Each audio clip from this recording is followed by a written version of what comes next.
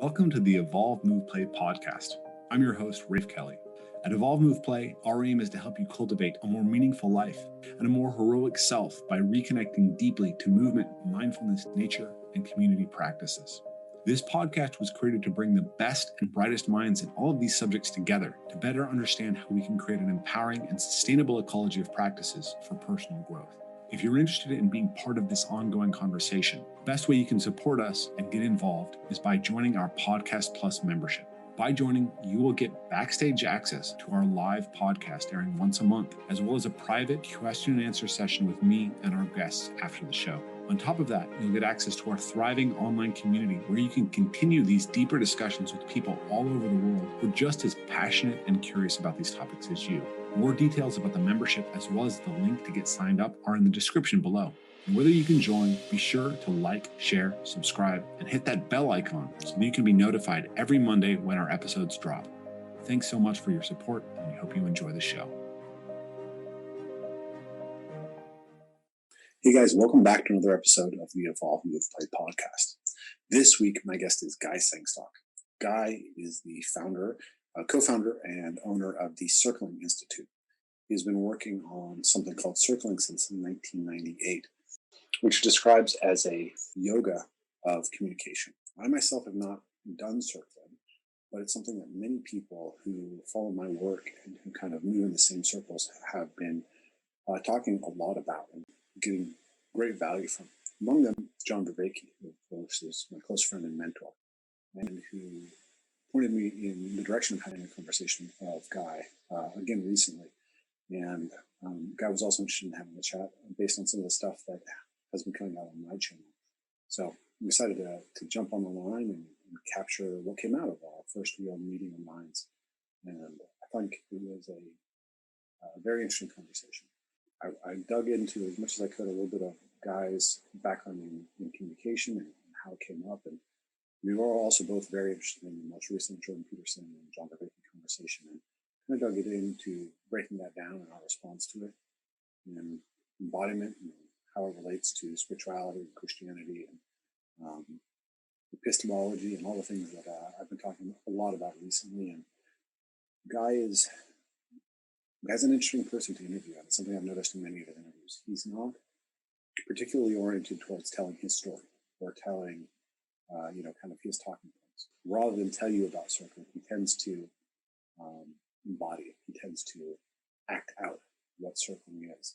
And so you'll notice in his interviews, he very often sort of turns the conversation into a deep study of the person that he is talking to and practices how we can empathize with their position. And I expected this from him, and indeed that's what happened. And he brought a very interesting side of my own history and story out, which had been sort of gestating through many of the conversations that I've had recently, including my conversation with John Vervaeke and Tom Wexler and Dave Wardman, which is really kind of grappling with the legacy of the counterculture and how that's impacted and everything that we've come to do and why we're in this space talking about these things. So if you're interested in these themes, I think you'll get a lot out of this conversation between Guy and I. So without further ado, a conversation with Guy Sengstock. Guy, welcome to the Evolve, Move, Play podcast. It's a pleasure to have you. Thank you. It's a pleasure to be here. I've been looking forward to talking with you and getting to know you more. I think we have some convergences, right, around what we do and how our work interfaces the world. And John suggested we swap notes. So yeah, John Vervaeke has been bugging me for at least a year to interview you, and I like to really sort of dig into the thinker's work before I feel really ready. When I feel like someone's putting out some work that has a lot of value or that's less familiar with me. It's easy for me to like interview parkour athletes who I don't know that well. But yeah, so I've been waiting. But right before we started recording, you were telling me a little bit about your experience of kind of preparing to chat with me, which was interesting. And so I was curious if you could share that story once again for the audience. Well, yeah, just watching the innovation. I don't know if that's what you call it, but the innovation of just basically using your environment to move, right? Yeah. Like as a means to move and exercise. And then I took a walk, Mm-hmm. and then I just noticed how like corners of streets and this tree over here started to show up as things to grab and like things I can climb. And it was really interesting. One is I noticed just watching the videos, just whatever possibility the work presented to me anyways, like seemed to, it just had me notice how much I would imagine my movement or what addresses me as to move towards or to call to me, right, is really restricted. And just watching that video, all of a sudden, it was kind of like the possibility of like the whole world being a kind of like, you know, obstacle course of some regard just seemed like it just highlighted just a sense of a restriction that I wasn't even at all aware that I was inside of, some kind of invisible lines. And and it had me think, I'm like, oh, I bet this runs really, really deep. Just that little thing I was talking about, just the world being open and addressable to me, right, and me to it in this way, right, and I bet that in itself is just can be really probably imagining it could be pretty transformative for the people that you work with. Absolutely. Yeah, I mean, we could talk quite a bit about that, but I'll say real quickly that, you know, that's the experience that all of us who started parkour had in the beginning, is a sense of the world opening up, and you have a vision now for all these potentials that you didn't have before. And in this whole conversation, you know, we're both followers of John Vervaeke's and Jordan Peterson's on meaning. I view this as literally a way in which we are blind to the meaning that is inherent in the world as it already is, right? There's the meaning of the tree, the meaning of the wall. It contains these potentials for you to transform yourself through interaction with them that we're blind to. Yeah. The children are aware of. Small children are fairly aware of this. Like they have a sense of being invited into move with the world, and then somehow our culture loses that over time. And I think that's actually part of the meaning crisis. We lose the sense of our potential interaction with the world, and I think, yeah, I'd love to share more about that with you. But before we go deeper into that, I'd just like to kind of introduce you to the audience a little bit and talk about what you do, which is you're the founder and co-founder, owner of the Circling Institute, right? Mm-hmm. I was listening to you describe that, and you described it as a yoga of communication, which I think is a beautiful analogy. Yeah, totally. And it's interesting to me in particular because, you know, so this moment that you just described, this walking through the world and seeing that it could contain potentials you are not aware of, and how that could transform you. Like that's like the genesis, that's the seed of everything that I've done. But the thing keeps growing, it keeps changing shape on me. So that was initially just the city for me, and then I discovered the movement in the natural world, and that was such a rehoming for me as a kid who grew up in nature. And then I saw that all the people in the parkour community, not all of them, but most of them, didn't have that sense of the natural world as a place that was rich with these potentials. And so I put together this event, and we taught this 3-day event out in the woods. And I also had a martial arts background and interest in general movement stuff, and was kind of putting that all together. And people really liked it. We were in the woods together. You know, we had saunas and campfires and all this stuff. And, you know, I asked people what they liked about the event. And the feedback was much less about the movement than I expected. It was much more about something else that was happening. And over time, repeatedly, it became more and more apparent that the thing that people one of the really, probably the most important transformation people are actually seeking had to do with community and feeling deeply part of a community. And feeling deeply part of nature is a huge part of it as well, and having competence and freedom and movement. But I guess I expected those. And so when I kept hearing like the connections I made with the people were so powerful. Yeah. So and that's something else, right? Yeah. So it emerged in my work. And so we ended up with this idea that fundamentally we're, and then I found Peterson and Rebecca and came to this idea that fundamentally we're about helping people find meaning. And we help people find meaning through connecting, right? Religio, through finding those things that connect us, which are, I've been saying recently, it's fundamentally, it's about the self, right? What are all the aspects of you? How do they diversify out and unify, right? Right. How do you map that better? And then it's the self in relationship to the arena, the natural world. Yeah. And then it's the self in relationship to others. Like these are the fundamental connections that we are seeking in life. And so we talk about to do that well, you need a movement practice, a mindfulness practice, a nature connection practice, and a community practice. Right. So this aspect of the community practice has been something that's come through like some of my students who are from the Wilderness Awareness School, and we've started to use storytelling. This partly also kind of Jordan Peterson influenced, and then music we found has had immense impact. Like having good music has this, like a tribal connection. This is really powerful. Yeah. But then we've started dialoguing as well, and like utilizing like insight generation dialoguing as part of the movement practice. And as all this is generated, people. What was the last insight? You said insight. Insight. And what? So like, got it. We'll do a movement practice, and then rather than have me explain the point of the movement practice, we'll have the students set up in dyads and discuss what their insights were. And then we'll get in a circle and share what those insights were, right? Nice. And have each person sort of like go through a process of trying to form their own insights to describe what they're getting out of the practice. Yeah. Yeah.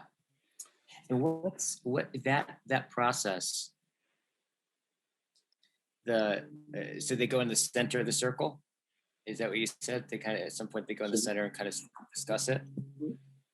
We don't go in the center of the circle, but we have people set up in like twos, right? So the two people talk to each other, dialogue. Yeah, okay. And then after at not every time, but after a certain amount of times of that, we'll set up a circle where everyone can talk about it. So it's like we just finished the rough and tumble section, and now you've had all this opportunity to sort of insight generate with your partners as you went through it. Now, what are your central insights that you want to share with the group? Right. So as all that's been happening, in various circles that I run in, the circling has come up repeatedly as a practice that is of interest to people. And a lot of people I know, and I've seen people who are kind of using circling as communication technology. So to me, it maps really, really nicely into the structure of the way that I've been thinking about things already. But I haven't had a chance to go and do it yet, right? I haven't had a chance to see how you're setting up this part of the practice, which is it seems like, tell me if I'm wrong, but it seems like circling is community practice. Mm-hmm. Yeah. Yes, definitely. And very much in the sense that you talked about, I felt a familiar scent, perfume when you talked about, I put on this thing, but then what everybody was describing through the thing was this something else. Yeah. Right. Something else ends up disclosing this whole world that teaches you about what you were doing, and it discloses what you're doing more, right, and leads to all these other things. But I think the thing that felt really familiar to me in the way that you described that was something really humbling about this, right? Mm-hmm. And it and also it's humbling, and it's also lets me know, I think, that I'm on the right spot, right? My attention's on the right spot, where like my attention is gripped by something, right? And in this case, for me, it was something about these like incredibly profound conversations I was having with my friends. And Jerry and I, in particular, it really it glowed to us, and we, in a certain sense, kind of really became best friends and bonded through looking at going, what is that thing that just happened? Well, why did we just spend 12 hours? Like, what the hell was that? Right. and and in some sense, I remember after the first time where circling happened just spontaneously with a group of friends of ours, and it was in 1998 at Burning Man. And it was 12 hours of us basically circling. We didn't have a word for it. Like, it was just a couple of friends in that group, like, had a conflict that was underneath the surface, and I sat down and just got interested in it, and that turned into what we now understand is circling. And Jerry, at the end of it, when he pointed back to where we did it, and I was like, he's like, that. I was like, yeah, that. And we didn't have a word, but we spontaneously just held each other's hand out and just shook hands to it and just committed to it. Oh, wow. And it's so interesting because I still feel like I'm learning what we were pointing towards that day.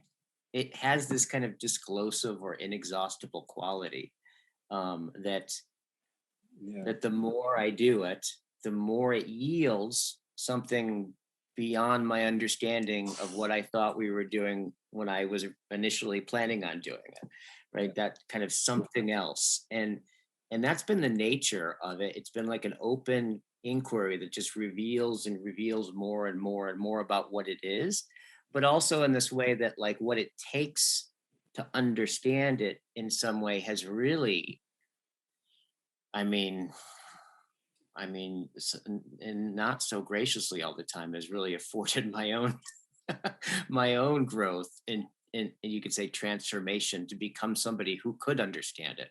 So it's like it has this mutual kind of, as I open to it, it opens to me, like, in such a way that has me open to it, and this mutual self-disclosure. It's very autopoetic.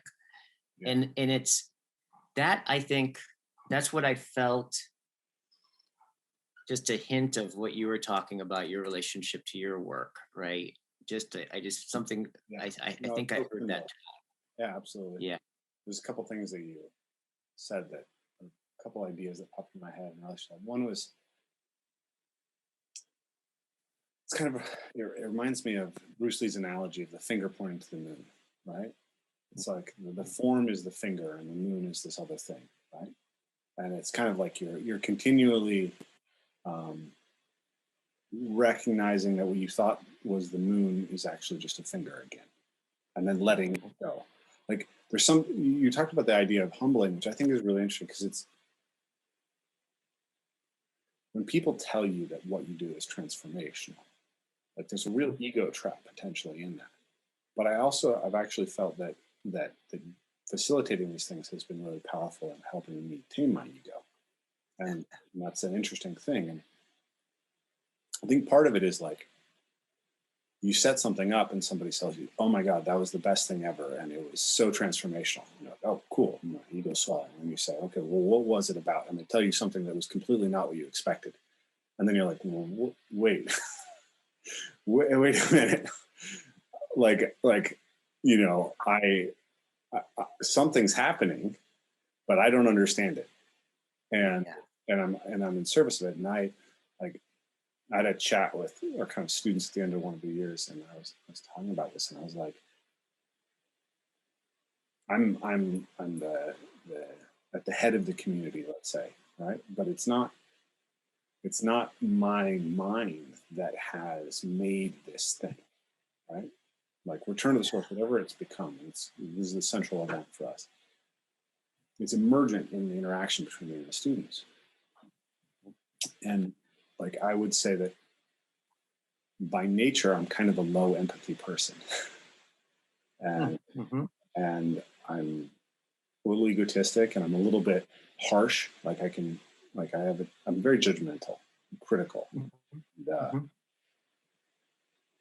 And the event has become this place that has become this thing that calls forth this real openness and this real deep love for people and empathizing. And I don't think I set out to do that. And I don't think it was my intention until the students showed up and it was happening, and they told me that it was important to them. Yeah. And then I had to surrender to what was happening, right? But there was something really profound about the idea that it was like there's a capacity for something to emerge in teaching that is almost inverse from your personality if you just thought about like who you were before the teaching experience. Totally. Yeah. So I just had made sometimes I do these little walking, walking, speaking, thinking things, and I put them up on my channel sometimes when I have like something just rolling through my mind, and it's just me pointing the camera out and I'm just walking, and thinking and speaking, which is a real interesting thing just to think about walking and thinking and speaking. There's something really deep that's going on there, right? But it was one of this very thing that you're talking about was really on my mind, of like just noticing, because we had just finished the final weekend of the main course that I teach these days, which is the Art of Circling, which is like a year-long intensive training program for people to learn how to facilitate and lead circles. And so we just got done with, basically 4 days of, retrospectively looking back and really celebrating everybody and appreciating one another and kind of really making present everything that we'd all gone through that year. And so, and I was noticing just this thing that you're talking about, this strangely paradoxical experience that when one is in the teacher position and then you watch a student get it, like really get it, right? That oftentimes I have this experience of almost feeling sat down, and I almost feel like I want to pray to the student in that moment. There's this kind of that quality of just affinity and love and humility and gratitude. It's a real complex experience of watching and being with somebody that you maybe have like worked with for a long time, and then they get this really deep thing, right? That you've been pointing at, right? And then there's this moment where the light shines through and something happens and they get it, right? And I was like, why is that really seem to be so coupled with this experience of humility? It seems to be native to the ground of that experience. And it's tricky because you could also see it going the other way, where the teacher could take credit for that and like, kind of possess that, or have that be kind of a narcissistic pride thing or something. Yeah. But I was looking at it, I'm like, what is that? Why is that? Like, what is it why is humility seem to be such native ground to that experience? And I have a feel, the best I could come up with on my walk was that it's funny because I was using an example of a shift in where you're looking at something and all of a sudden you see what was in front of you for like 1,000 years, but you had just not seen it, and then it pops forward. And I was using the example of the FedEx sign. Have you ever seen the arrow in the FedEx sign? You know the FedEx sign? It's not familiar to me off the top of my head. Yeah, totally. Well, next time you look for the arrow in the negative space between the letters. Okay, I'll look. Yeah. And then when you see it, you'll be like, oh, I have not seen that like 100,000 times, right?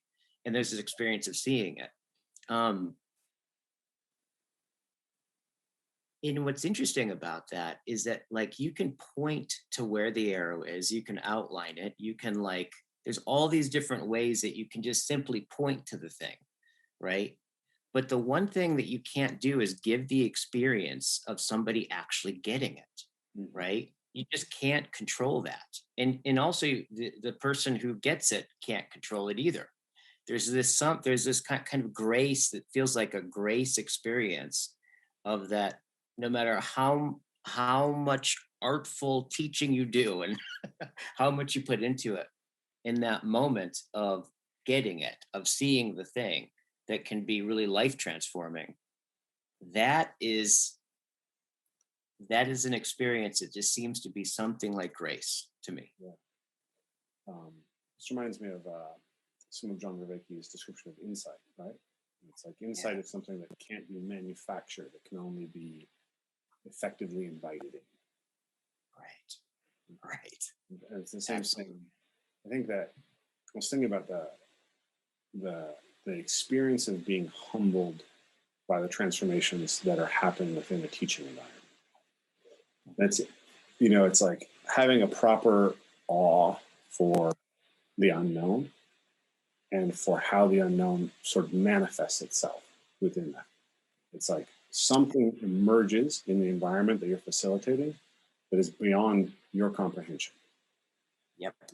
And if you notice it properly, then it will humble you. Yeah, absolutely. That your proper role is to be in service of that potential for manifestation, right? Not to see yourself as the head of it, Absolutely. It's like, how do I serve that thing that is so much bigger than me, that has let itself in the space that I've created. Yeah, absolutely. And it's interesting because I mean, this is one of the things that I love about teaching is over the years, you start to notice differences that seem to make the difference, right? Where you can plant the garden, or I mean, you can plant the seeds, but ultimately it grows of its own accord, right?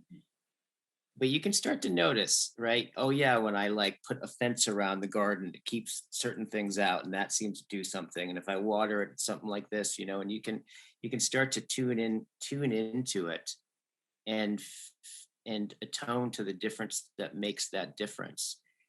But one of the things that I've gotten a lot out of is this has a lot to do with the humility, is I think I've just gotten through teaching, I've felt that I've come to such a deep respect for the unknown as such, right? Of that there's that experience of seeing something, and especially when it comes to especially with insight, because insight usually has that quality of what you have insights about, or something that in some level has already always been the case, but you just had not seen it, right? That's kind of what the defining thing about insight. So it's kind of like you see what you were seeing with, right? That kind of ecstatic moment of popping out and seeing what you'd been inside of the whole time, which is shifts. You can't ever not see that again, right? But one of the things that I think I always wondered about this is well, what is it about that seems to be so inherently ecstatic, right? And oftentimes, especially when you're looking at things like your own, when you're struggling with something or you're working through some difficulty, oftentimes the insights that you have aren't like good news at a content level, right? It's like, oh wow, I've just discovered I've been pretending my whole life. I had no idea, or I've turned my whole life into my mother, trying to finally get her to trust me, or whatever it is. And that's how it's constituted everything. It's oftentimes these things aren't like good news, but the experience of seeing them can be extremely ecstatic. And I think what that may be is that moment where that Alethean truth, right? That kind of the ancient Greek word aletheia, right, is where our word truth comes from. And it basically means the event or the happening of when something is concealed, the event of its unconcealment. Yeah. And for years and years, I always thought, when I read that and thought about that, I always thought about like, oh, it's the thing that's revealed, right? Which is the important part. But as I've kind of come to understand, it's I think what gives it that ecstatic nature is that what gets revealed is, on one level, you get this, on a content level, you see the thing that's revealed. But the experience is that you also see, that it was concealed. Like, concealment as such gets disclosed, right? So like a good example of this in a movie is like The Sixth Sense. Remember that movie with Bruce Willis? I never watched that one. I've heard about it. Oh yeah, well, I'll ruin it for you. But it's basically, he's dead. He's dead the whole time in the movie, and no one knows it, right? He doesn't know it. No one in the audience knows it. And then right at the end of the movie, like it's something like just out of the corner of his eye, it all of a sudden it dawns on him, and he starts to see, oh my God, I'm dead, right? And then everybody's in the theater is like, oh, you can kind of feel that moment, right? Of, oh my God, I'm dead. There's the revelation. Mm-hmm. Then guess what happens? The movie switches and goes all the way back from the first scene, and it goes scene by scene, right? And flashes before you all the whole history of the movie. And you realize that it was obvious the whole time. It just was concealed, right? That sense, whatever that domain is of like the unknown as such that gets revealed, I think that is, I've noticed, I think teaching has been one of those things where it's just like, and this is part of the, when you're working on a methodology like a circling or what you're doing, right? A practice, it's kind of like you can start to become attracted to the unknown as such and start to have this really deep, reverent relationship to it, right? I mean, and that has just been profound for me. Yeah, maps of meaning. Jordan Peterson talks about the idea that the unknown is always both promising and terrifying. Right? Yeah, and when insight is sort of tends to point towards promise in some sense, right? Even if it's sort of, there is horrifying insight, right? Like the story that popped into my head is Fight Club. I think Fight Club's one of my real touchstone artistic works, but the realization that the narrator is Tyler Durden is a horrifying moment for him, right? Yeah. But it points to a promise, right? Because in the end, the aspects of his self that Tyler represents are integrated in, at least in the movie, right? In the movie, he takes agency, which is what Tyler represents, and then he's able to form his relationship with Marla, which is lack of masculine agency, was preventing him from doing, right? And so he can't get to the promised land without recognizing his delusion. So even though the delusion is deeply destabilizing and really horrific, when it's revealed, it is also ultimately promising. Yeah, absolutely. Absolutely. I think in our work, we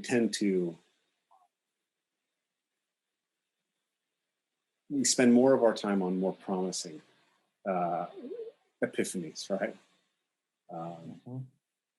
And yeah, one thing I noticed about epiphanies in my experience is the sensation that a lot of times epiphany isn't new information so much as it is a moment where the information that's held at a sort of shallow layer of your conceptual schema drops a layer down and reorganizes everything else. Yeah, that's a great way of putting it. Yeah. Yeah. Like, I knew that, but now I know it, right? Yes. I get it, right? Getting it. Yes. And that can happen, like the same idea can hit you over and over and over again as it sort of like gets deeper and deeper into the bedrock of how you see the world. Absolutely. Yeah. Yeah, you're right. It's like appreciate the way you put that. You're right. It's almost like it's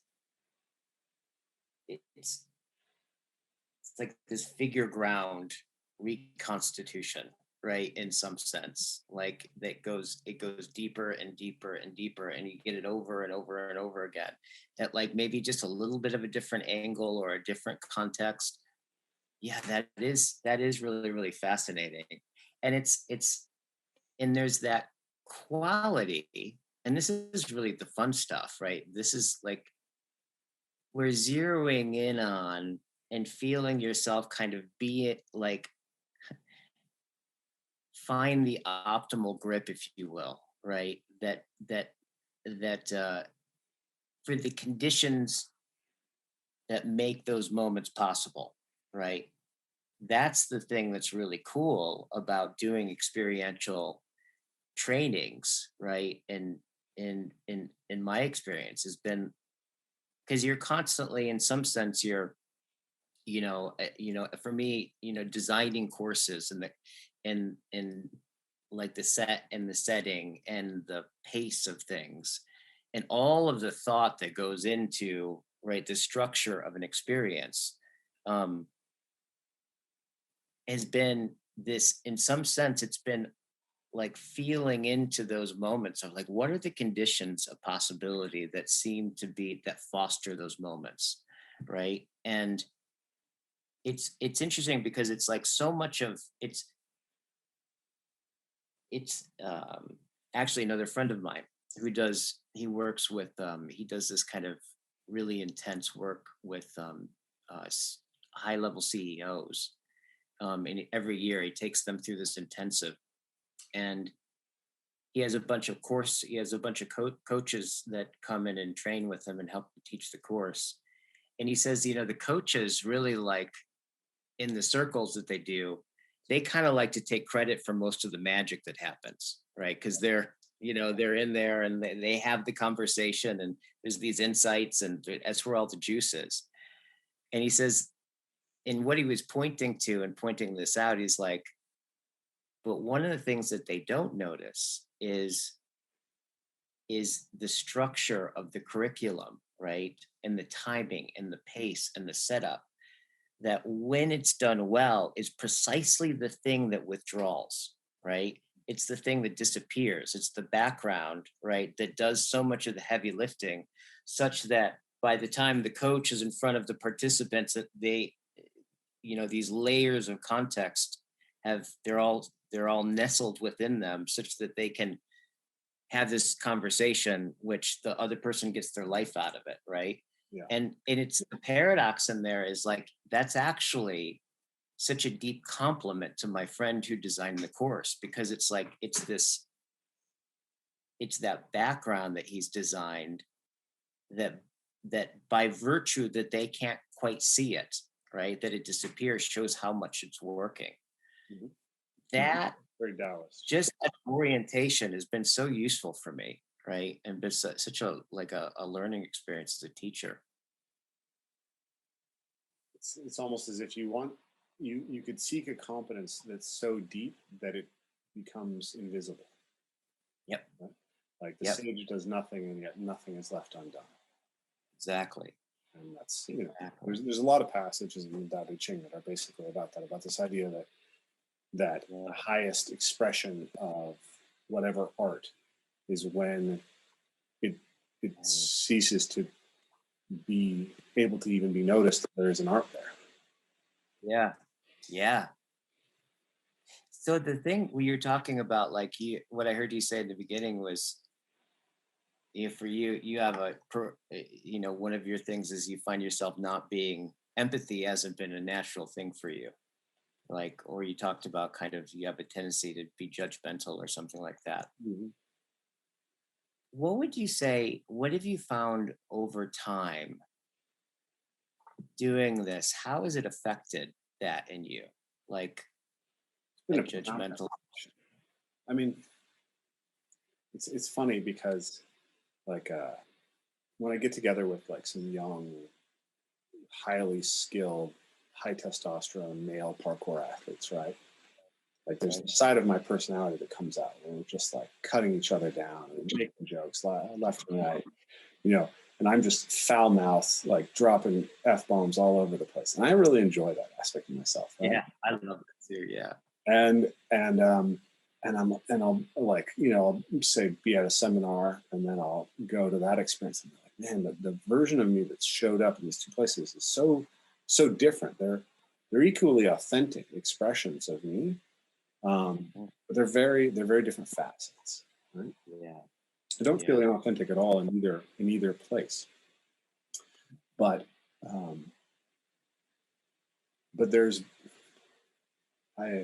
empathy is like a muscle that I've developed as a coach, right? It's like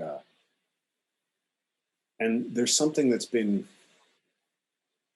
it's called to me in an interesting way, right? Like, there's I love the work of Jonathan Haidt, right? And so he has his moral foundations theory, right? So one of them is sensitivity to harm. So if I take his test, I score pretty low on sensitivity to harm. Like, I think a lot of people, I think that there's a necessity for toughening up that isn't recognized in our culture. But there's a weird, there's some paradoxes and inversions there, right? Because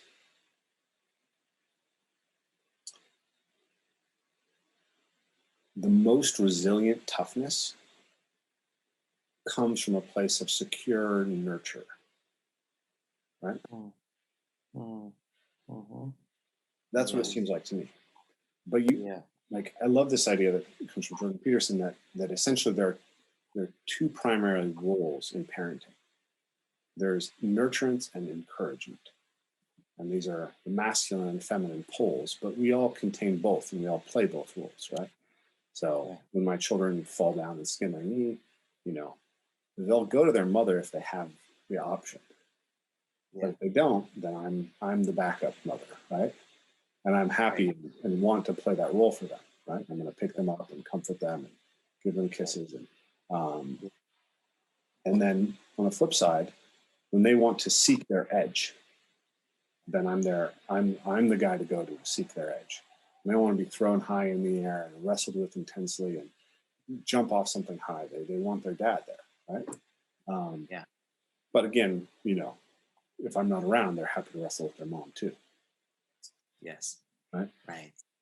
So what makes someone who could try this jump, right? Who has the mental fortitude to try the jump?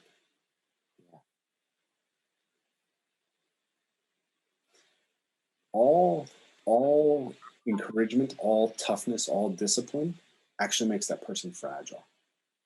They become afraid to disappoint, right? They don't have security underneath it. And even if they achieve a lot, what they achieved doesn't necessarily achieve anything for them. Right. And they're often easily broken, both mentally and physically. And that's what I notice. Right. So like, the first thing that a baby needs is to be nurtured. It needs to have its needs taken care of. So you have to create safety.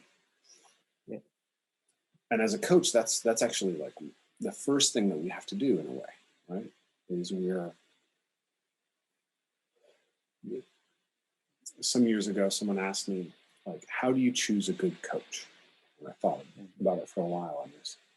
I came back and I thought, well, the first quality that a coach needs is actually the quality of caring about helping the students solve their problem. It's really like, it doesn't get any deeper than that. You have to show up emotionally in a place where you want to help. And then you need to have the skills and awareness and intelligence to help to actually provide solutions. And then you need the ability to communicate your solutions in such a way that the student will actually gain from them, right? Or to create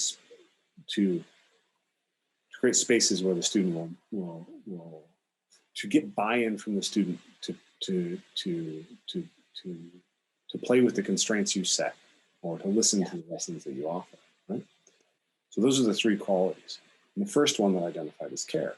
And so when someone comes to a workshop, like, the first thing you're doing is basically, your first responsibility is to be ready to show up for them emotionally, such that they have the sense that you're there for them. That you're their emotional bedrock from whence they can then choose to go to their edges. Yeah. So I think that our culture has lost the masculine pole. Yeah. But I also think that the problem isn't as simple as, we need to rebalance the masculine and the feminine. It's that both are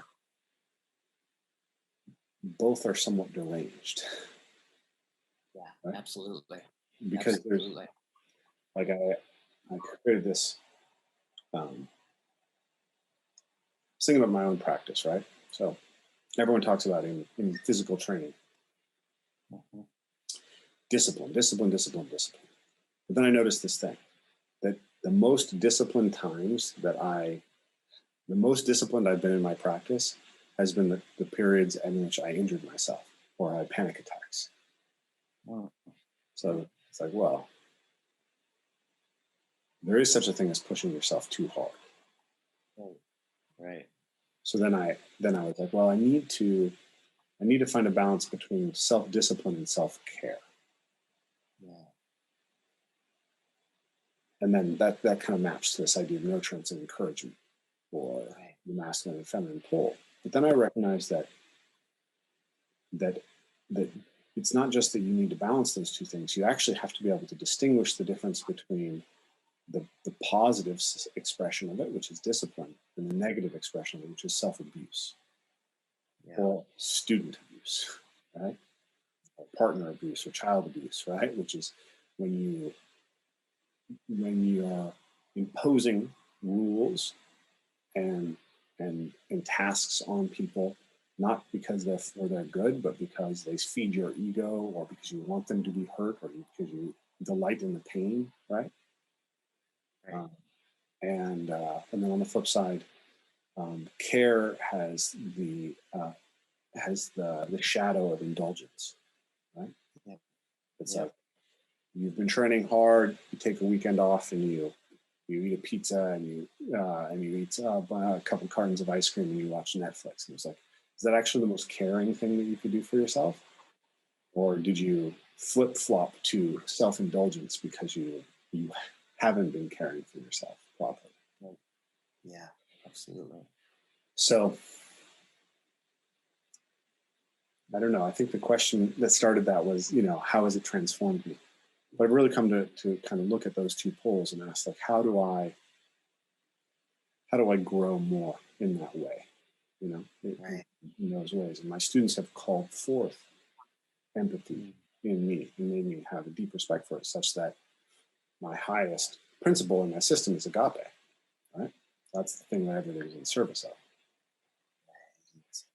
Right. Which is, I don't know. That's not necessarily toughness on the topic. How would you distinguish agape? when you say agape, what do you mean? I mean what John Vervaeke means, because I learned it from him. But I think of it as the love that brings good into being, the love that is given before it is earned, the love that exists because by giving it, you offer the potential for something to come into being. Right. And I think of, I practice metta, and I ask that the people who I least like in the world experience, being well, being at peace, loving, and being loved, right?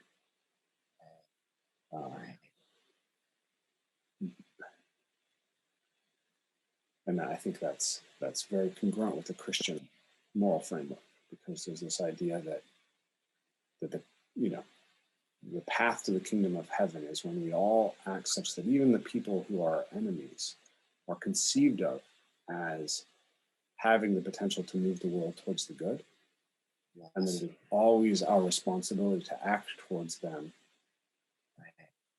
in such a way that we help them on that path if we have the opportunity to. So as you're talking, I'm noticing that I'm getting a sense of just having these kind of visuals of something like the good, right? Yeah. Brightening. And then just everything starting to organize in relationship to that, right? Of like, and what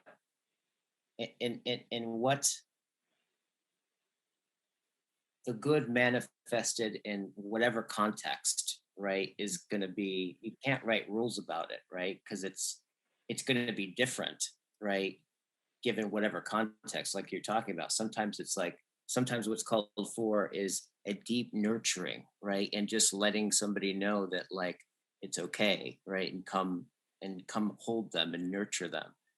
And then a second later, right, that they're like, it could change to where they need to be pushed to their edge, right?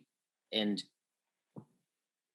what's interesting about this is like, especially now, because I think our culture has really lost, we've instrumentalized so much stuff. I mean, our technological like way of optimizing everything and kind of getting a control over everything and making everything in terms of useful or as a resource, right? I think a lot of people really have this kind of rule-based way of thinking, right?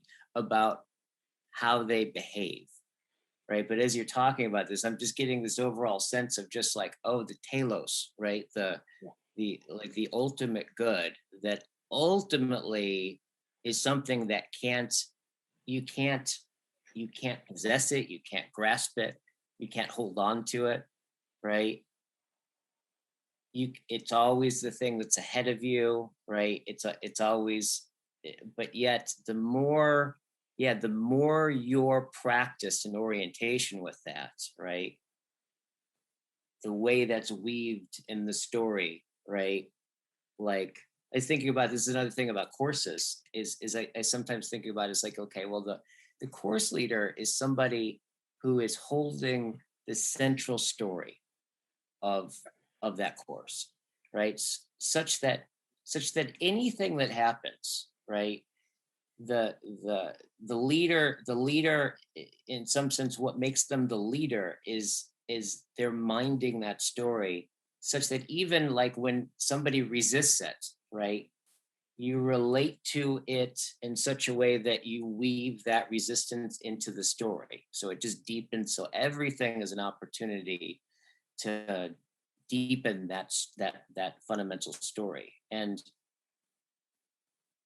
I think it seems to me that and this is what I've appreciated about a recent talk that I heard you talking, I think it was with John and Paul, where you were talking about the narrative structure of reality, right? And some of the things that you've been talking about with the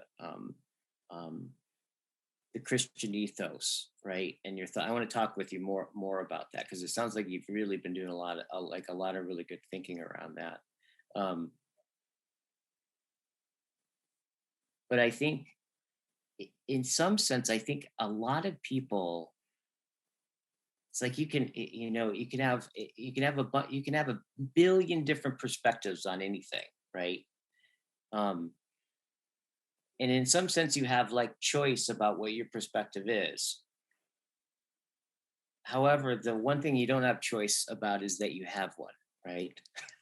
And the problem, though, is that I think a lot of people have a bunch of different, It's a Rush song, like, narratives, right? Like, in that aren't necessarily connected, nor do they go very, very deep.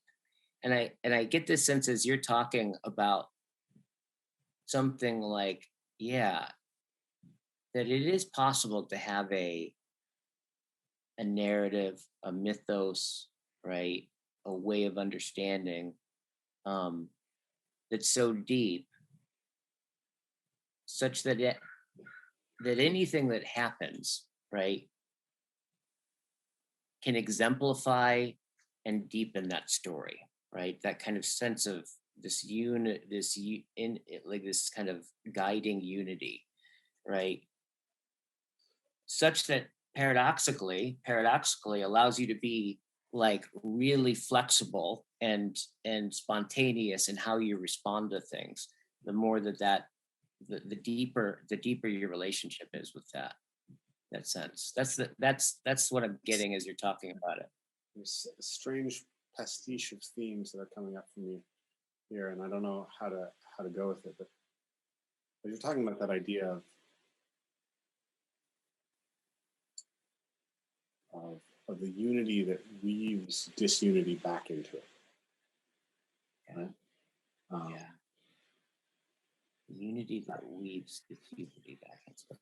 I was thinking about what came up for me. The first was the beginning of the Silmarillion by Tolkien, and it's been a long time since I read that. But the idea is that as Melkor becomes discordant with the rest of the Ainur, the angels, right? As the adversary distinguishes himself from the rest of the angels, Ilúvatar weaves it into the song, right? It's part of the Song of Being, and the Song of Being is still good.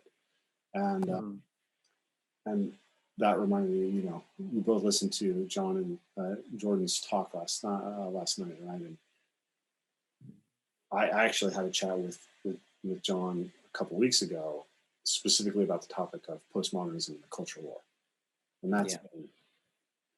that's been shifting a lot of things around in my mind. And a lot of those themes were resonant in Peterson's conversation. It's like, I feel like they're both right. But there's still this central thing that I don't completely understand, I guess. But Peterson basically proposes that the idea that our central reality is organized around power, right, is essentially a Mephistophelian. It's a satanic argument, right? It's satanic, not in the sense that they're like attributing it to Satan or saying we're Satanists, but satanic in the sense that it is the argument that Satan makes, right? That might justify is right, and that ultimately, like everything else is just pretense. Yeah. And the golden rule is those with the gold make the rules, right? And that once you collapse reality to this, you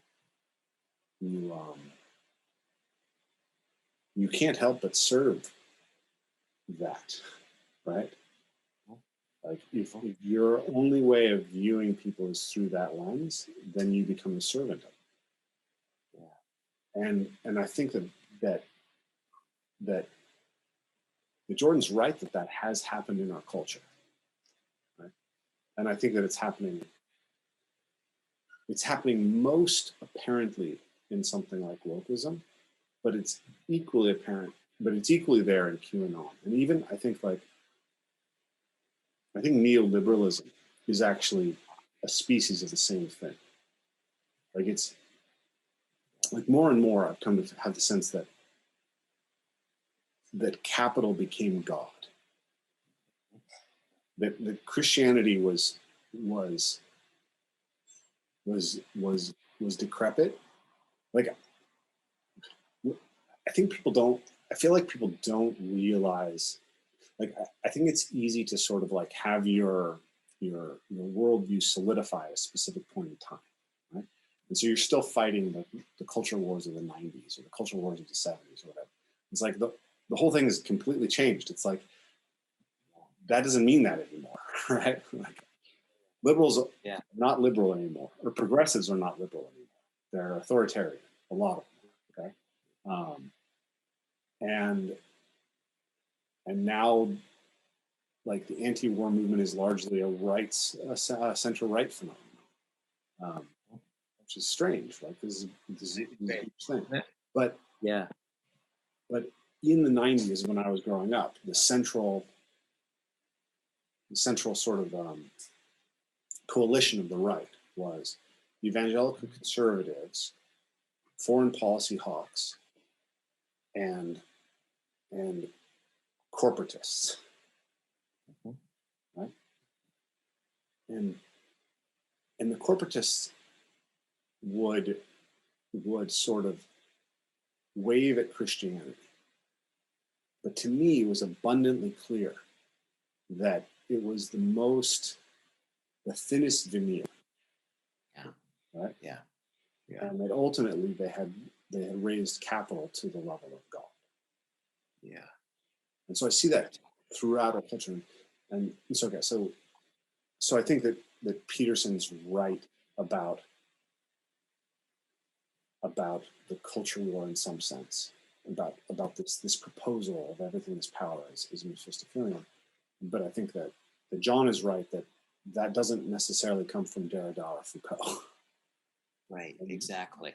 And Derrida is maybe something much more interesting and revelatory, at least. Absolutely.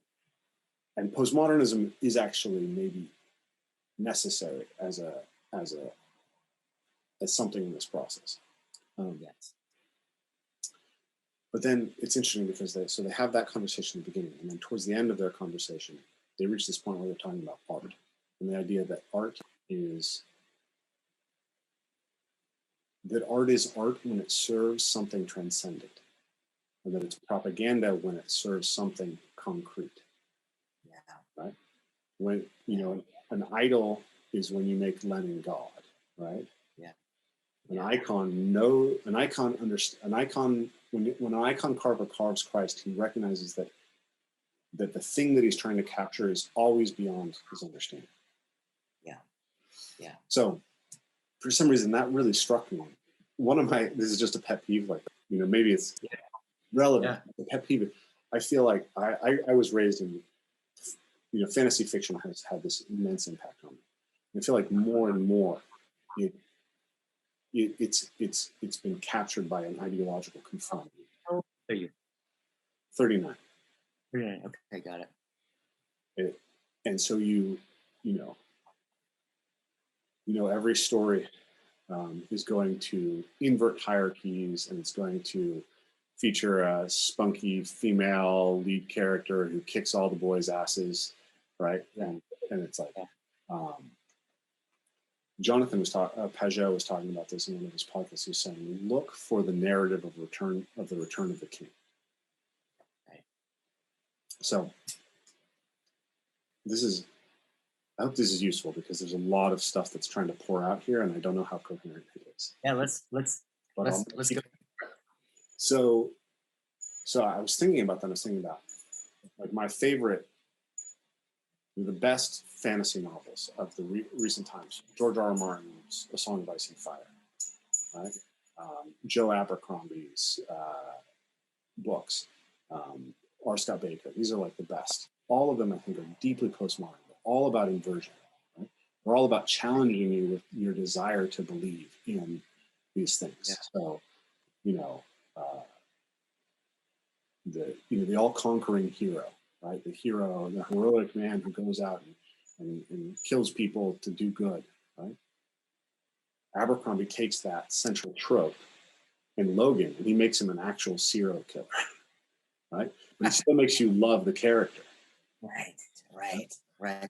Yeah. And, you know, he replaces Gandalf with Baez, who is just a power-hungry power broker, right? He's like, he owns a bank. Yes. And, you know, yes. And the prince who is promised is just some guy who's held up by the powers that be because he's pretty, you know? Yes. Right. And there's value in those stories, right? Because the sort of unthinking bending the knee towards the status quo is a dangerous habit too. Yeah. But this is one of Jonathan's central points. You can't replace rebellions aren't stable, right? Yeah. Right? Like you're saying, you know, rebel wisdom, like the dark enlightenment, the intellectual dark web. These names that we're taking on there, they point to something that can only be recursive. It can't stabilize. And so this is why the narrative of the Return of the King is powerful. Because what Aragorn represents in the Lord of the Rings is he represents the renewal of the hierarchy in its proper form. Right? Like what the Chinese would call the mandate of heaven, the return of the mandate of heaven to the kingdom. Right. And if you think about it, what is the last story that tells that well? Maybe Black Panther, right? The closest that we get. Yeah. Which is interesting. It's a fascinating movie because the woke love it and white nationalists love it. Right. Because it's an ethno state, right? It's this conservative ethno state. But I was thinking, like, I think Harry Potter is the most powerful sort of archetypal story that's come along since Tolkien. Big time. And Frodo and Harry are very, very closely aligned. They're Christ figures. But so much of contemporary fiction is about the outsider and the rebel, and about the outsider's desire to reshape society such that they're comfortable within it. Yeah. And so it's marginalized identities that are sort of moved to the forefront of the stories. But if you look at Frodo's journey is as someone who's slightly on the outside of society to someone who's completely on the outside of the society, right? And he never gets to integrate back in. And he goes through the whole hero's journey. And he's a Christ-like figure, but he fails. He fails the challenge that Christ succeeds at, right? And it's only through providence that he succeeds. And he goes back and he's unable to return. He's unable to integrate back into his own society. But he's willing to take that sacrifice in order that hobbits can continue to be short-sighted, myopic, simple-minded country folk. Right. It's a very different story. And then, of course, Harry succeeds. Harry accomplishes everything that Christ accomplishes, right? He dies willingly through love, right? It's his capacity for love that allows him to be redeemed. He returns from death. Right? He's extraordinarily Christ-like. And then it's like, well, Harry redeems, evil's gone, and the world is good. But one of the huge themes in Harry Potter is that the hierarchy is corrupt, and this is how evil arose. Right? Voldemort comes back into power because Cornelius Fudge and Rufus Scrimgeour are blind and myopic and unwilling to confront the problem, and then basically ruthless and unwilling to be truthful. Yeah. But who's the Minister of Magic at the end of Harry Potter? I'm not that familiar with Harry Potter. You don't know. Most people wouldn't know. It's Kingsley Shacklebolt. I mean, it's in his name, Kingsley, right? His name tells you who he is. Yeah. But he's not developed as a character. He has very little character arc. So he represents the renewal of the hierarchy, but there's no development of that theme, right? And so I just think it was an interesting thing. And I was talking to my friend Tom Wexler yesterday, and he was talking about how art always disrupts the status quo. And martial arts always disrupt the status quo. And so that's not true. Martial arts were mostly they originated as the tools of soldiers to enforce the status quo. And many of the greatest artistic works of all time are about representing the beauty of the status quo, or the hierarchy as it's represented properly, right? The cathedral. Like Notre Dame took 400 years to build. Yeah. Right? It's it's the most extraordinary work of art that you could ever consider. And it's not about inverting the tropes of Christianity or the hero myth or telling people that, we need to get rid of the kings. It's about none of those things. Yeah. So that it's a very strange modernist conception that the role of art is to disturb the hierarchy rather than to celebrate and represent how it can be done well. Right. So, sorry, I there's a lot of thoughts that I wanted to share, and you seemed like someone who would get a lot out of it. So I want the mic back to you. I don't have a question for you, but what comes up for you as I share these ideas? Well, a couple of things. One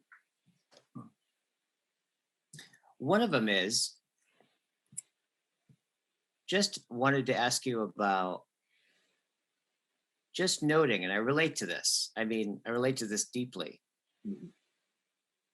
That you find yourself thinking about this stuff, interested in it, right? Like going down these rabbit holes and like opening things up, and you can tell that this is a big part of your life, right? In some sense, right? You're thinking about, you're open to something here. And what is that? What do we, and especially just in a certain sense, because I think you and I are, and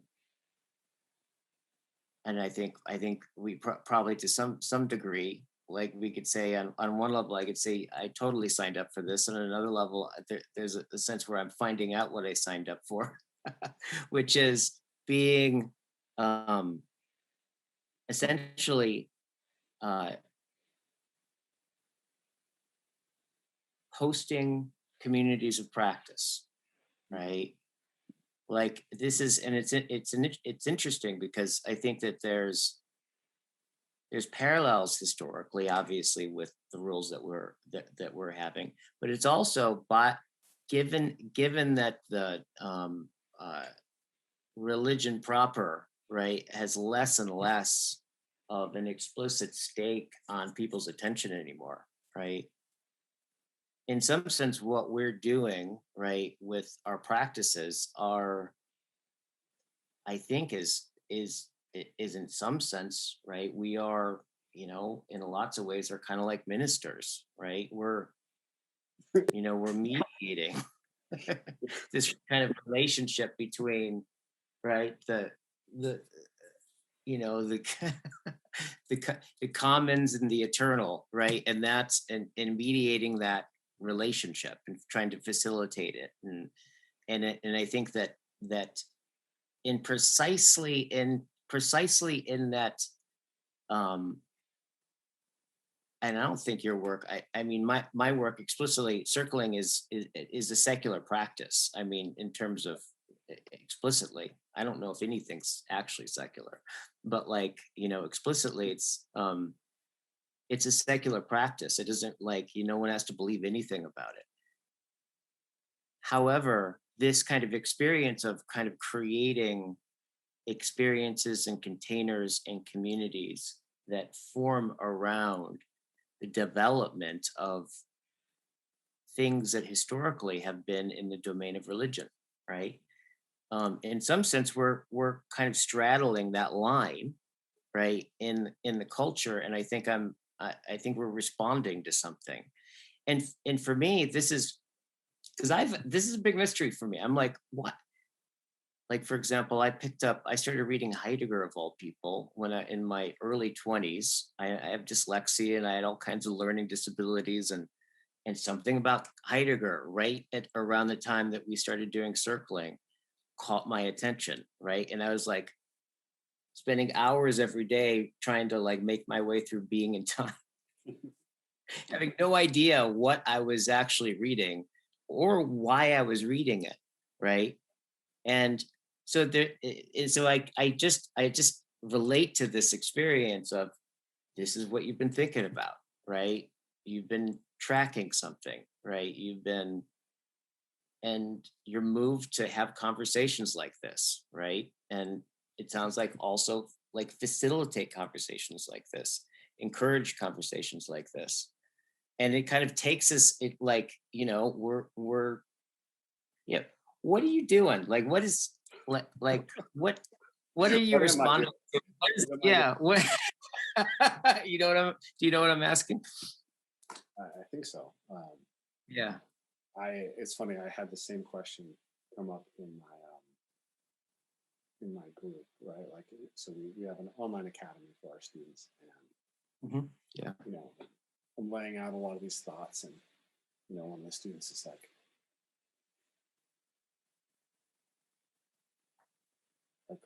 how did you get to be you? Yeah. Why do you think? How did you read all these things? How did you end up reading all these things? Yeah. Yeah. My reaction was funny. It was a funny thing because what it actually took me to is I remember being a child in the counterculture and like sort of being told that this was my role, right? But I rejected that role and went some other direction and ended up there anyways, right? In some sense, like my mom used to tell me stories about how when I was 2 years old, 3 years old, she'd find me on, like, I'd run off on a trail and she'd find me discussing the nature of God with people, right? Yeah. And, I was involved in the Native American religious practice between 8 and 12 years old. And, like, all these people, they're sort of expecting something from me, I don't know, like telling me that I was wise when I was 12 years old. I was like, I'm not wise. I don't know anything. You have to have experience to have wisdom, right? I'm just good at juggling words. And then as this practice and all these things have developed, I did this thing called tribe design from Daniel Eisenman, and I'm teaching what I teach, and somehow people are like, you're a spiritual teacher. I was like, God, please don't tell me.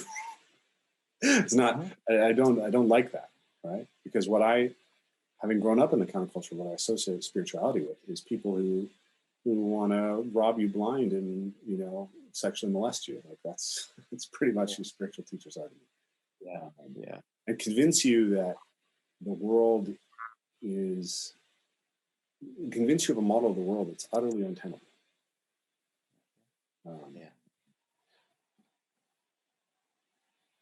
So I don't know why I ended up being interested in the things that I'm interested in. I don't think anyone knows truly, right? But it's resonant with certain themes that have happened throughout my life. It's resonant with the very unique and strange place that I ended up growing up as the father of the son of a natural building madman who was a kind of leader in the hippie community, right? Yeah, you don't know this part of my story. No, yeah. Tell me about your dad. Is that your dad? Yeah, my dad, Rafe Kelley. He's a madman who. Story is that he went and dropped acid in a field in a cow pasture, and came back as Sunray and dropped out of his architecture degree program, and where he was being groomed to be a great architect, and started designing houses that looked like a cross between Brian Froud paintings and ancient Norwegian churches, and building things out of cob. And that's awesome. Yeah, so that was it. Like I grew up going to the Old Country Fair every year and the Rainbow Gathering, and Right. all these kinds of things. And, Yeah. and I had an interest in stories and interest in this kind of thing from an early age. Yeah. But there was too much chaos. Right. There's too much chaos in the counterculture. Right. The counterculture. It's interesting. I've been thinking a lot about this, and obviously I could always do more research. But I think the counterculture is the last expression of romanticism before postmodernism, right? Because postmodernism starts to develop in the academy in the late 60s, but the counterculture is already flowing forth right around the same time. And it actually has its antecedents in like theosophy, and it has its antecedents in German nature cults, right? Heidegger and Steiner, right? Steiner, yes, Rolf Steiner. Yeah.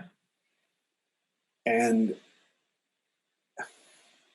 it's like it contains a profound and important critique of 1950s hyper-technological America. Like Heidegger was really right about a lot of the stuff he said about how technology has, Marshall McLuhan's idea that the medium is the message, right?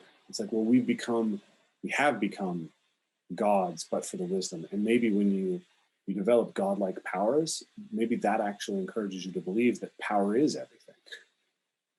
Yeah. Right? Yeah. And to separate yourself from the natural world. Yeah.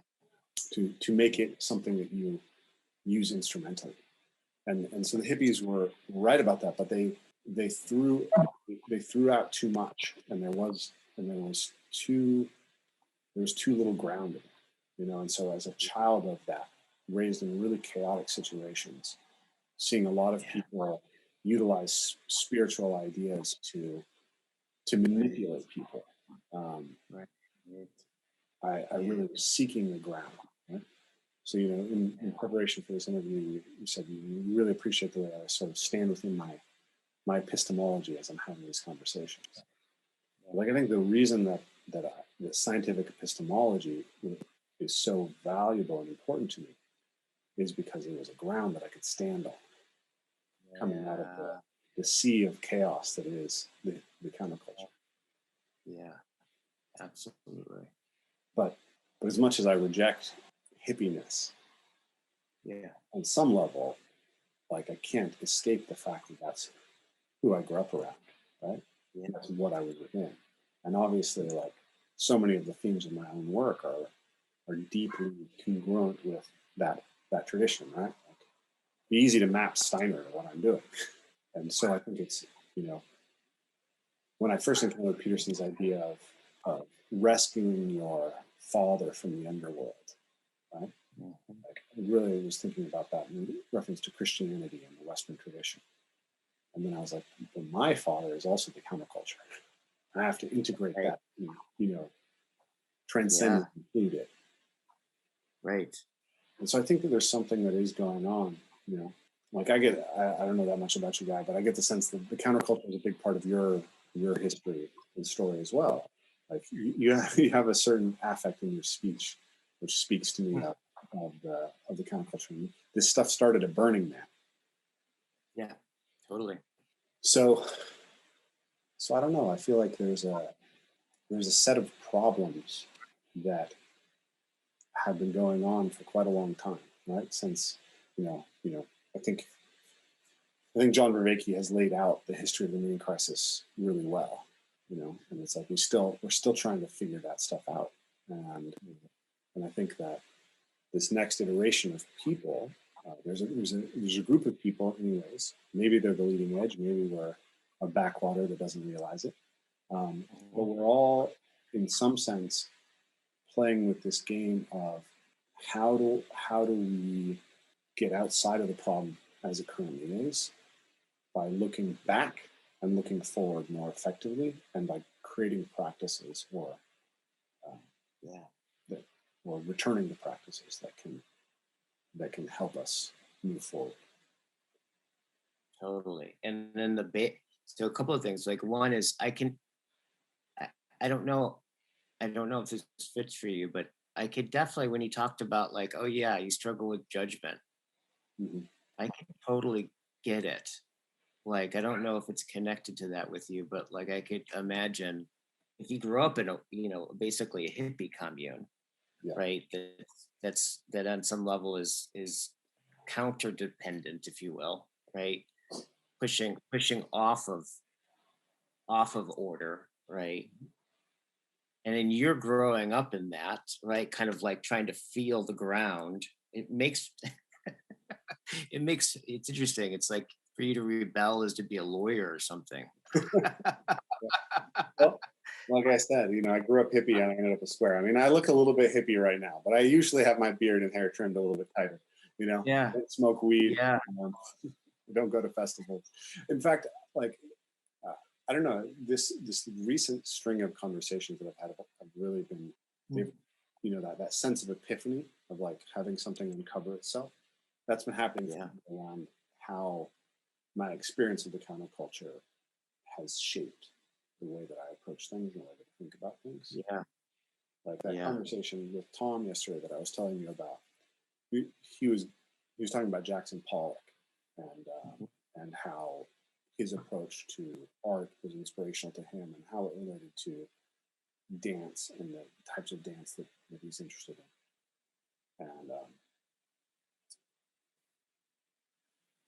And he was saying it's anti-status quo. I mean, of course, I did the example of the cathedrals, but like I love cathedrals. I hate Jackson Pollock. I hate Picasso. Right, like that. Yeah. And like, right. I'm not saying that people should hate those things or that I'm correct. Yeah. Right. I'm saying that I have this very intense visceral reaction to modernist and postmodernist art. Right? Yeah. Yeah. I think it's because it represents something that was actually traumatic for me. Like we actually need order, right? And it's interesting though, because where I connect with the hippies is that the cathedral is a representation of the forest. The cathedral is a representation of the forest. I've never heard that before. Never thought. That's actually a point that I think Jordan Peterson made. Oh, imagine what creates a sense of awe in a human being. What did we evolve from? Imagine these high arching pillars coming together overhead with light streaming down through them. Yeah. Of multiple colors. Right. What is that? It's a forest. Right. Yeah. Right? You go into particularly beautiful glades in the forest and you'll have that experience of awe, that experience of this is the cathedral. Yeah. There's a song by artist Dick Gowan, which I really love, called Redwood Cathedral. It's about John Muir. Better church by far, right? The natural world. Right. And I think that obviously Christianity has been really influential into what I've been thinking about recently. And I'm sympathetic to the argument that in some sense Christianity has the central lesson, the central narrative that we have to recover and live within, but it hasn't succeeded to me, right? Like I was listening, John and Jordan were talking about the idea that the resurrection points the way towards embodiment. Right? But the insistence on Christ's resurrection is about the fact that it's this world that we're in that we have to redeem, right? And that the redemption has to be embodied. But if you look at the history of Christianity, if you look at the medieval church, it's extraordinarily anti-body. And as you asked me about how does this happen? It's like, well, in a lot of ways, we're just going back to the beginning because physical practices were integrated with spiritual practices, right? Like the idea that yoga is a way of getting exercise that you do at a secular gym is a really new idea, right? Yeah. The asana originated as ways of cultivating things that allow you to sit in contemplation so you can act out your branch of Vedanta, right? And Tai Chi, Bagua, Jing Yi, they're all Taoist practices. And sumo is something that you did at Shinto temples. Yeah. You can and Socrates was a stonemason, who met Plato, who was a wrestler at the gymnasia. Yep. He started having dialogue. Yep. That one, I love that. Yeah. That part of the dialogue. I'm like, that one's going to be whittling into my brain for quite a while. I can tell. Yeah. So, I sent John a message about it, and I was just saying, we have to have physical practices. Yeah. Right? And we have to have those physical practices integrated towards a higher goal. Yep. Towards a culture of virtue. But we can't get there. Like he's talking about, you don't win the culture war by creating a better propositional argument. You have to facilitate people growing in virtue such that they transcend the culture war. Yeah, totally. And that only happens through something. To me, you can't do it unless you have movement, mindfulness, nature, connection, community. Like those are the four elements that cannot be. Yeah. You can't do it without. And Christianity, to me, has the best story and the best description of that highest value, but it lacks the embodied practices. Yep. Big time. And also as part of this, I think you have. It sounds like that's a bit of what you're responding to, right? Is just that felt gap, right? Between essentially the missing of our embodiment. Yeah, it's one of the things I'm responding to as I examine this, right? I'm saying, here's what I see that's missing. There's a section in that conversation between John and Jordan where they talk about Israel, right? It means he who wrestled with God. And Jacob goes in a tent with God and wrestles with him. His hip is dislocated, but somehow he wins. He pins God down. And because of that, he's elevated and he becomes, father of nations. And then it becomes the name of his people. Right? And then maybe through Christ, we're all part of Israel. Right? That's the story. And then there's this idea that God is something to be wrestled with. And that if you wrestle, you might win. But you might be wounded in the process. Yeah. And so as I was listening to that part, I was like, how are you going to wrestle with God if you never wrestled?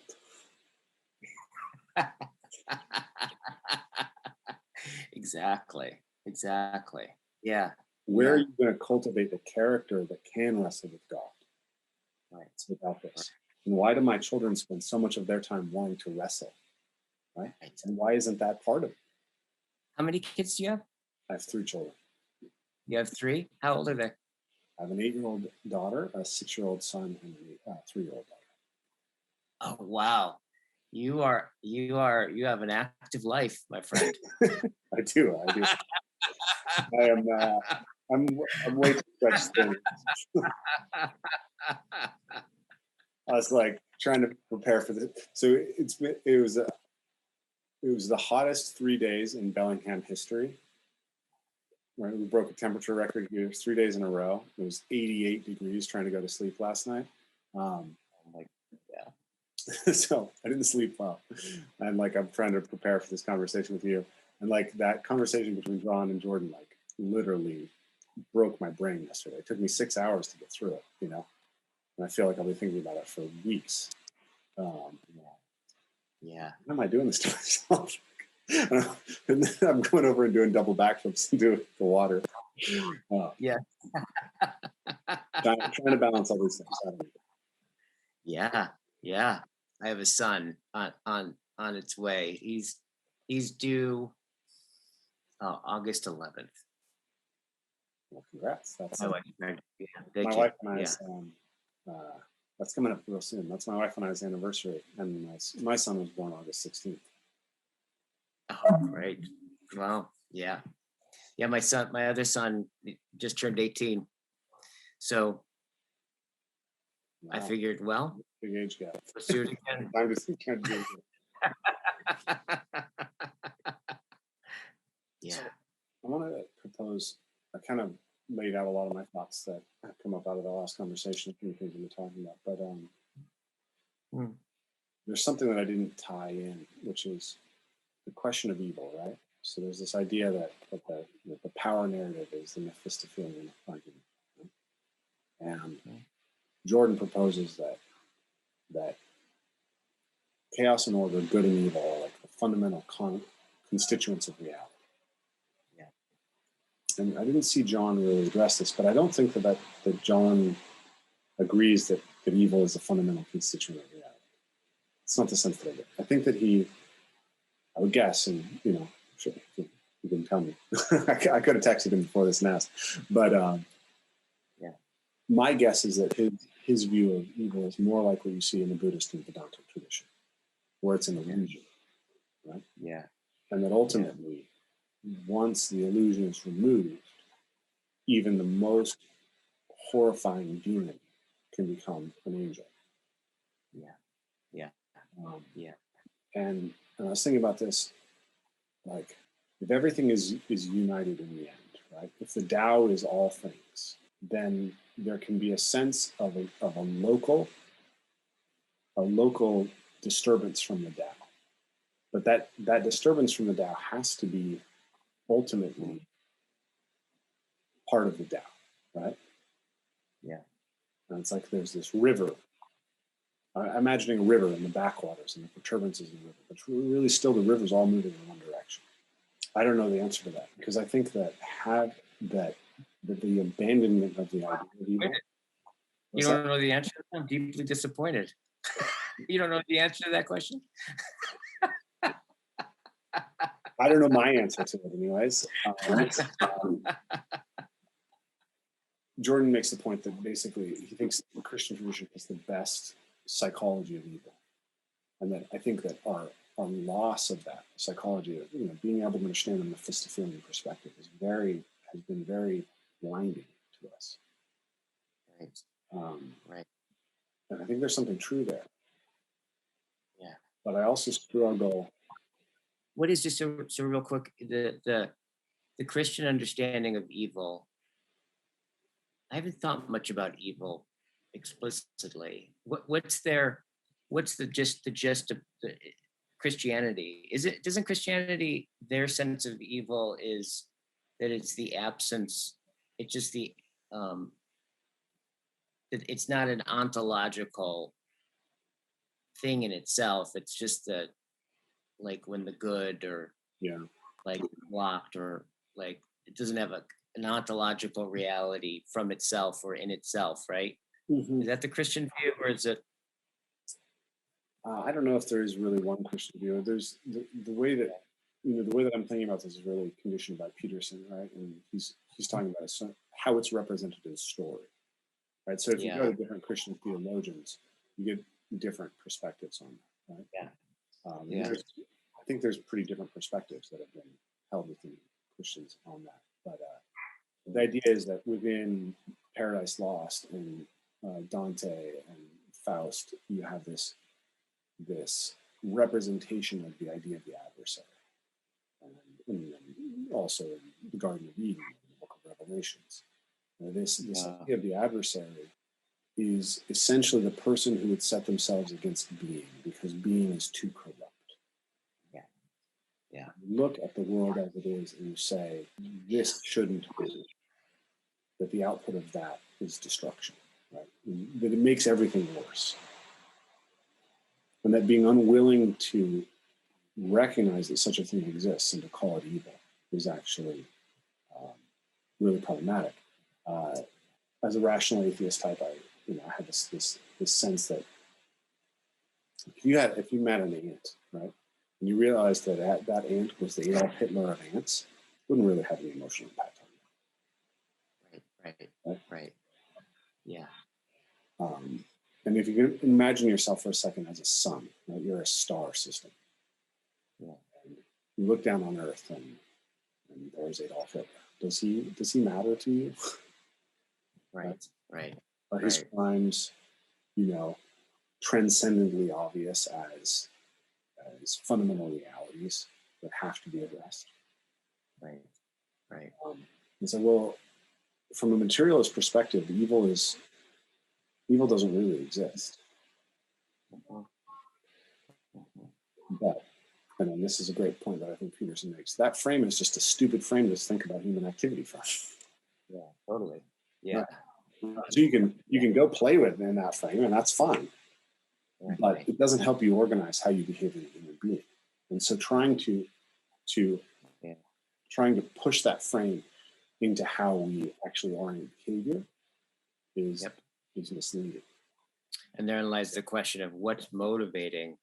Given that's the case, what motivates one to push that frame and look at things like that?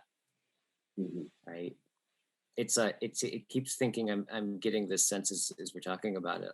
See, this is where I can feel what I'm imagining is your particular sensitivity to this, because on some level you have you grew up in the absence of hierarchy, if you will, or explicit or pushing against it, right? And so that sense of order was missing and traumatic, right? And I can feel this in our conversation, all the things that you're talking about, right? It's circling around this sense about this is where I start to feel like that these kinds of things, these questions about meaning and about evil, right? And these kind of, on one level, these very meta, you could say, like cosmological, ontological, right? Pick your your ology, right? It reaches way out there. But when you think about how much pain, right, we are open to as a being, right? And at some point we're going to feel it, right? To some degree or another, we're going to feel that pain. And like, if this doesn't mean anything, right? If ultimately that it is pointless, and we have those kinds of views, or we have that experience of reality, give us enough pain, right? And it's gonna just, it will occur as something to get rid of, for sure. Right, being itself. So on some level, it's like this is one of the things I feel really strongly about this, and I'm finding myself, kind of, it's one of these things where I'm realizing on one level, like, well, what am I responding to, right? Because I'm something I find myself already underway being, right? That's always the case. It's like phenomenologically, here's the character of every single moment. I find myself here already begun, right? At some point, for some people, it's like later in their life. Some people, it's really, really early. But at some point, like, you kind of come to, in a sense. And I remember, like, you kind of come to already being a person in a world, right? Like, with a first name and a last name and a set of concerns. And there's this quality of like existence where in some sense we're thrown into it. We find ourselves here already in the midst of it, right? So it's like, this is something in which we like, it's a we deeply participate in our existence. And there is this quality to it where, like, existence is one of these things that you couldn't have wanted it, right? It's like, so I think, I forget the name of the author, the guy who wrote a book about death, but he was saying that, he thinks that sacrifice, right? These rituals of sacrifice that go, all the way back, he thinks that they're essentially about this feeling of indebtedness for existence, right? There's this feeling of like that we were born and given all of it, right? And there's nothing that we can do to repay it, right? There's nothing that we can do. We couldn't have even wanted it, right? And that there's something about that indebtedness that's like at the very center of our embodied being here, our embedded body being here, right? And I think one of the things that's really gone astray, right, is these kind of verticality questions, right? These deeper senses of like, because we're not born into a story, right? We're not born into a Christian story. We're not born into like a unified, right, thing that you kind of come to in a bunch of roles. Like none of that stuff. I mean, most of that stuff is just gone now, right? And if it exists for people, it's something that they have to really, really cultivate. It's not provided, less and less. I mean, the best we got is like Netflix, right? So it's really on us. I mean, it's really on the individual, I think, now more than ever. And I have a sense that it has to do with like, it's a real responsibility to, because you're going to have a philosophy, right? It's like philosophy, these deep philosophical dialogues and these conversations, right? These things are, I can't, they're conversations. It's like, it's a conversation that it's not like a conversation I could have or not have, right? By the fact that I am a being, I'm already here with I am that being which is concerned for being, right? That's what kind of defines. Yeah, there it is, right? And it's a question. Absolutely. And so if I don't have that conversation explicitly, I'm going to still have that conversation. I'm going to live out that conversation, right? And so especially these things about these kind of like verticality, these things about, well, what is the central story I'm living out? What is meaning, right? Who am I in relationship to these things? And my experience with this is like, I feel it's like I want to awaken or be a part of awakening a deep care for this, right? A real deep care for things like philosophy, right? Genuine thought, right? These kinds of things. Because I think that when people think about these things, they kind of think about it as, they're kind of dry or abstract or out there or something like that. But my experience is that when you start encountering these authors and you start having these conversations, when you start interrogating existence at that level, you find you yourself interrogated right back, right? And so there's a big part of what I feel like I'm up to, right? And what's motivating and inspiring for me is why I'm doing, I think ultimately why I have a YouTube channel, what has me doing circling. John and I are going to do a course on dialogos in a couple of months together. So we're trying to bring some like formality to some of the practice and weave that together. And I often ask myself, I'm like, well, what is it? What am I responding to, right? Like what am I actually like, of all the things that I could be doing, why am I doing this? Why am I thinking about this stuff? Why am I having this conversation with you?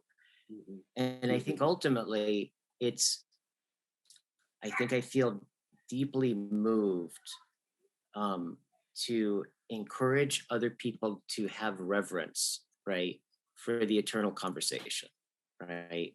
And for them to have a sense of that on some level these things seem really abstract, but actually when you get into them, they're the most closest thing to our being. They're the closest thing into us and how we address the world and how the world addresses us.